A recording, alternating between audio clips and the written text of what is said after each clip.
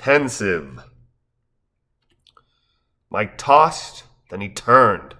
Things were simply not going according to plan, and his inability to enact the sweeping, needful changes that he'd signed on for precluded sleep hour after night, night after week, week after month, month after year. Something had to change. Mike had not followed his ordained avocation. He had not bowed before Nero simply to watch as the sick, twisted man fiddled while Rome burned. From the outset, Mike knew he'd made a deal with the devil. Not literally, of course, though sometimes it appeared that way with his boss's profane proclivities, but he'd accepted the number 2 job offer for the greater good and to do good, not to watch the organization crumble beneath greedy, sinful, self-serving mismanagement. What happened to Nero's promise of returning Rome to her glory days?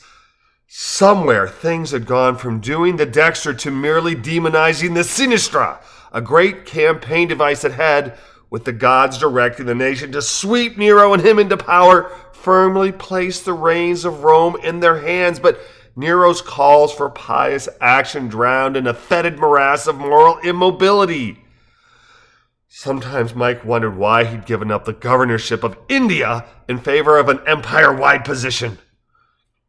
Mike had prayed, the gods had listened, and the gods had clearly spoken, telling him to accept Nero's offer and to run as his counterpart, his mate, his better, more spiritual half. Mike, as a man steeped in theology and pragmatism, was the perfect complement to Nero with his gift for mind-numbing but action-inducing rhetoric. Together, they would sweep away the chaff while grasping firmly the shaft. Together, they would resurrect the body before Rome's spirit failed.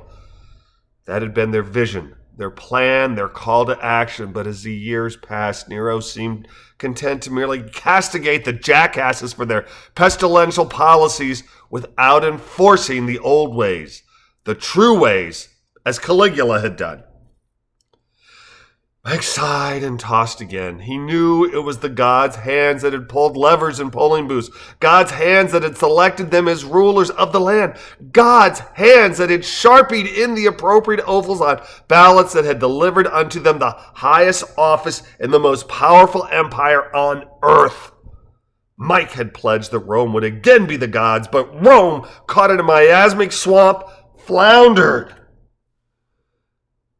What the country needed was compass-like leadership, not optic opportunities to show Nero's superiority. Nero had promised a return to Rome's Olympian heights, to Elysian days. He had soared to popularity by promising to honor the old ways, but all he had provided was stunted sophomoric rhetoric, never-ending conflict with Carthage, bread and circuses. Oh, so many circuses, though Mike had to admit that offering citizenship to the last remaining fighter in 100 had been a marketing coup reminiscent of Nero's glory days. The 1,000 men and women, the 10 phalanxes of 100, had whittled themselves down to 45, and the final battle that would determine which 10 became citizens of Rome would occur on January 20th as tribute and reminder to Nero's rule.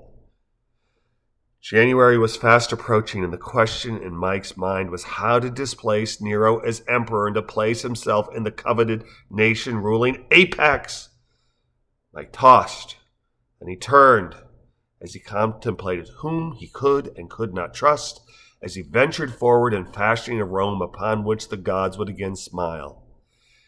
"Make Rome great again," he whispered to himself. "By Jupiter, that is exactly what I shall do."